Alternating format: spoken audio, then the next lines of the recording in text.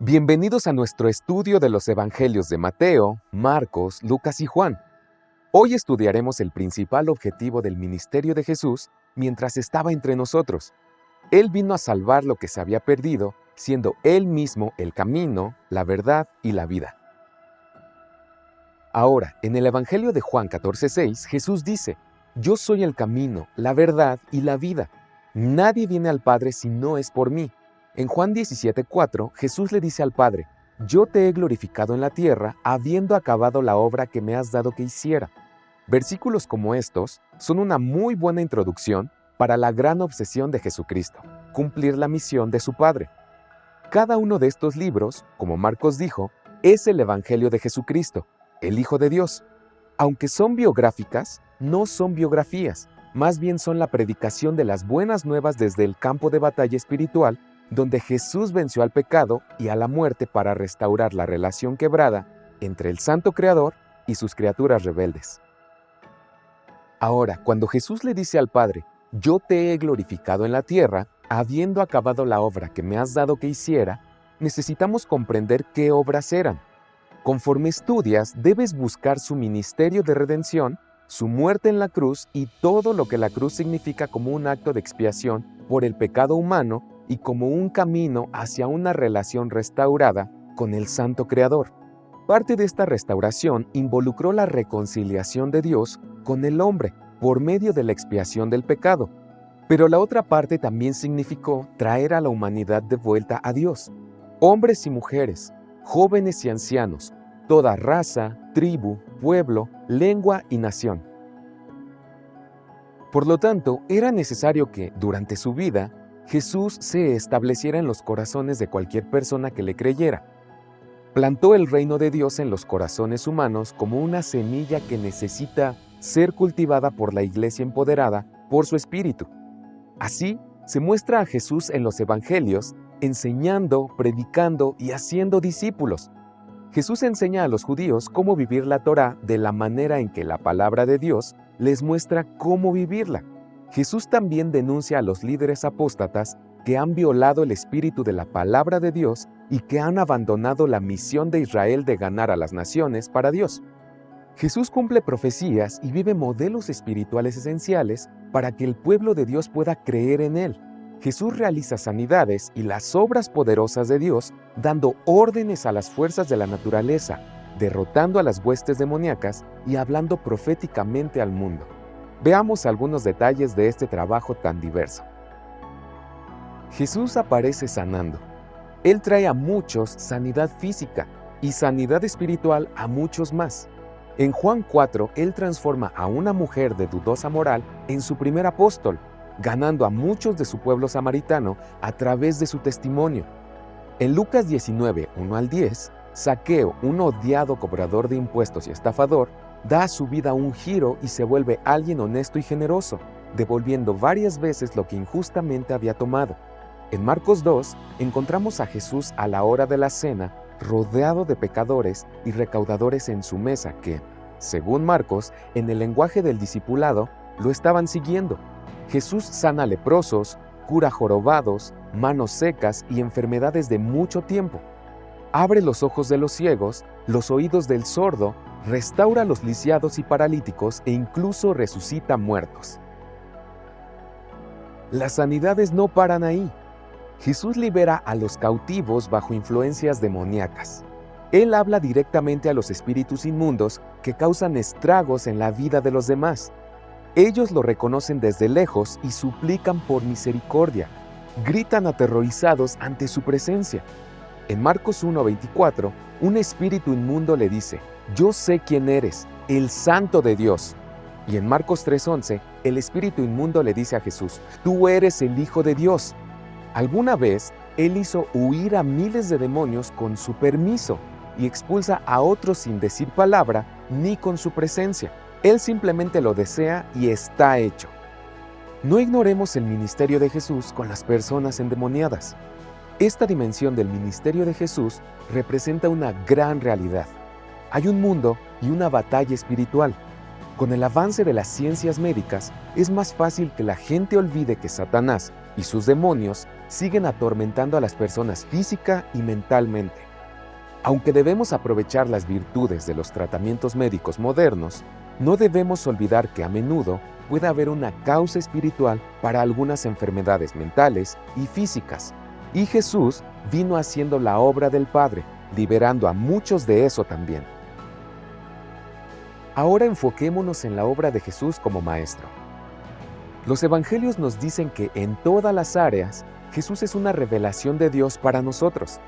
Jesús dijo, yo soy el camino y yo soy la vida, pero también dijo, yo soy la verdad. ¿Has tenido un maestro que te haya decepcionado? Tal vez un profesor de ética o de moral o de religión que destruyó su propio mensaje cayendo en pecado. Nuestros maestros nunca tienen un conocimiento perfecto.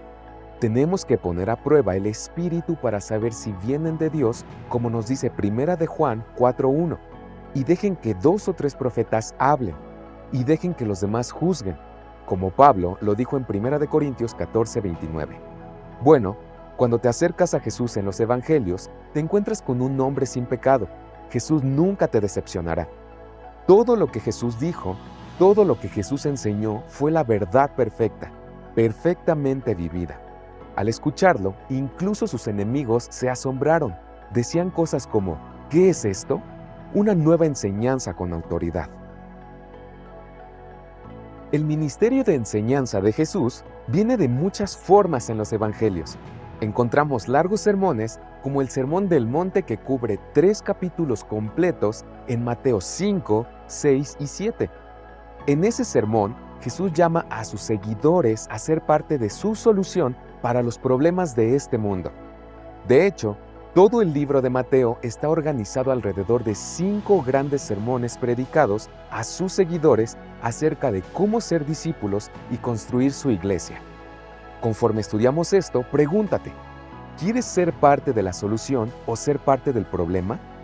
Encontramos otra forma importante de enseñanza de Jesús en el Evangelio de Juan, cuando se acerca su arresto y crucifixión.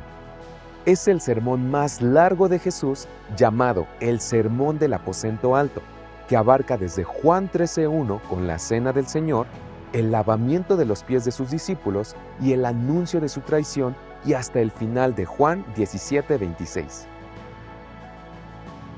Otra enseñanza importante de Jesús, uno de los grandes 5 sermones de Mateo, en los capítulos 24 al 25, lo llamamos el Sermón del Monte de los Olivos.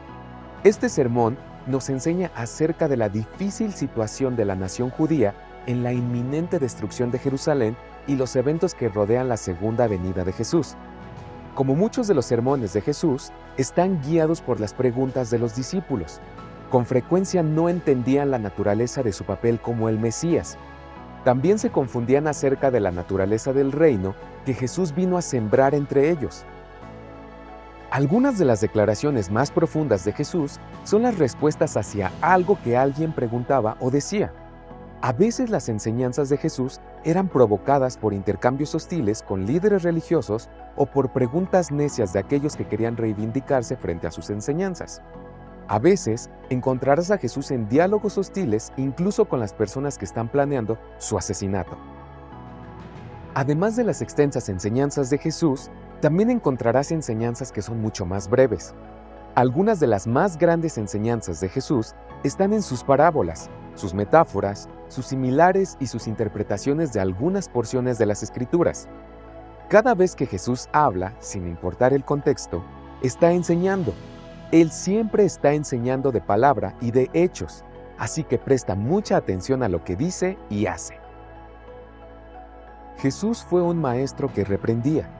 La gente a menudo se sentía profundamente conmovida al arrepentimiento o a ira por sus palabras.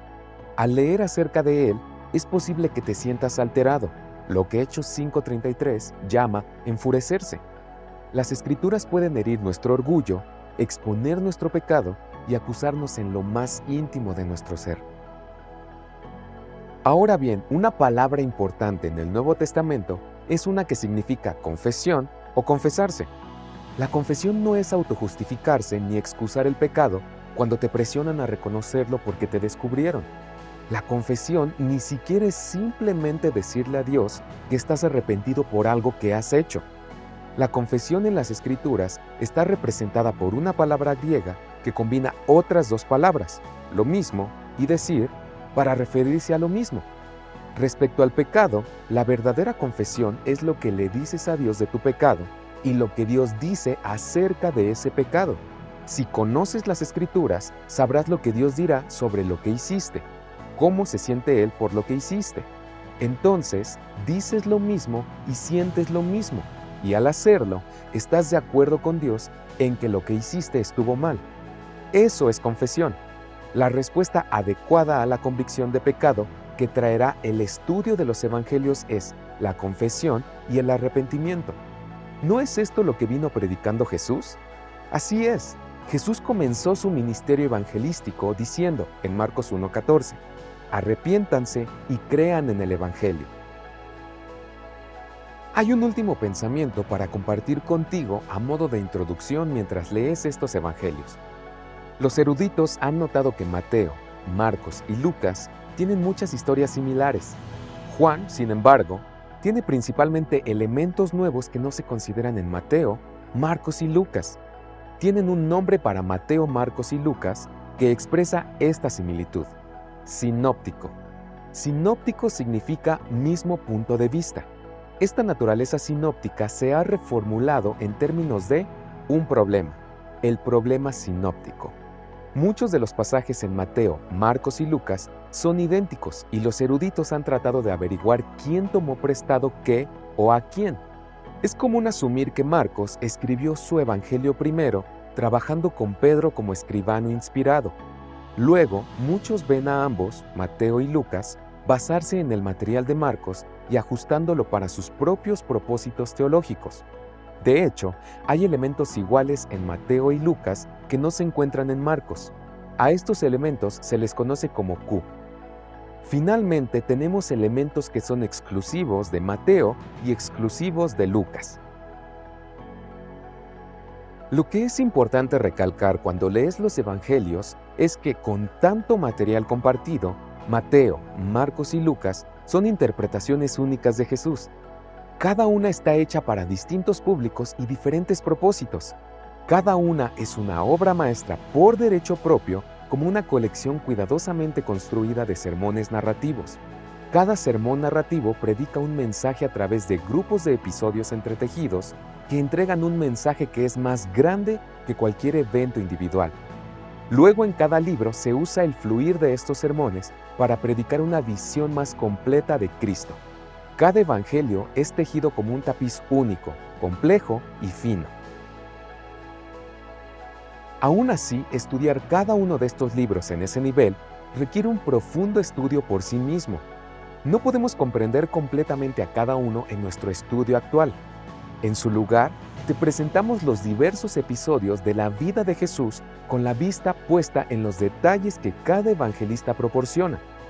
Tomaremos casi todas las enseñanzas y casi todas las entrevistas y eventos en la vida de Jesús que se encuentran en los evangelios sinópticos y los estudiaremos al menos una vez. A veces, estos eventos se encuentran en los 3 primeros evangelios, Mateo, Marcos y Lucas. Otras veces son encontrados en los 4 evangelios, incluido Juan. En otras ocasiones solo se encuentran en un evangelio. Veremos estos incidentes en secuencia en el Evangelio de Mateo y luego iremos al Evangelio de Lucas y recogeremos los datos en Lucas que no se encuentran en Mateo. Dado que las historias del Evangelio de Marcos están en los Evangelios de Mateo y Lucas, habremos cubierto los Evangelios sinópticos para cuando hayamos terminado de estudiar Mateo y Lucas. Marcos es un libro brillante por derecho propio, pero dejaremos ese maravilloso tema para otro momento. Ahora estamos listos para examinar uno de los evangelios. En nuestra próxima clase comenzaremos nuestro estudio del Evangelio de Mateo. Mientras estudiamos, quiero que prestes atención a cada uno de los 12 discípulos a medida que Jesús los encuentra. Observa qué tipos de hombres son antes de conocer a Jesús y en qué tipo de hombres se convierten al caminar con Jesús. Haz preguntas importantes sobre tu propia alma y relación con tu Creador. ¿Realmente he nacido de nuevo alguna vez? ¿Vivo para mis propios fines egoístas o vivo para ser lo que Dios me ha llamado ser? ¿Me he convertido de ser un egoísta a ser discípulo de Jesús? ¿Me he reconciliado alguna vez con Dios, arrepintiéndome de mi pecado y confesando el señorío de Jesús sobre mi vida? ¿Qué significa Jesús para mí? Comprométete hoy a descubrir todo lo que puedas sobre Jesús, que es el Cristo. Pídele a Jesús que se revele a sí mismo en tu corazón.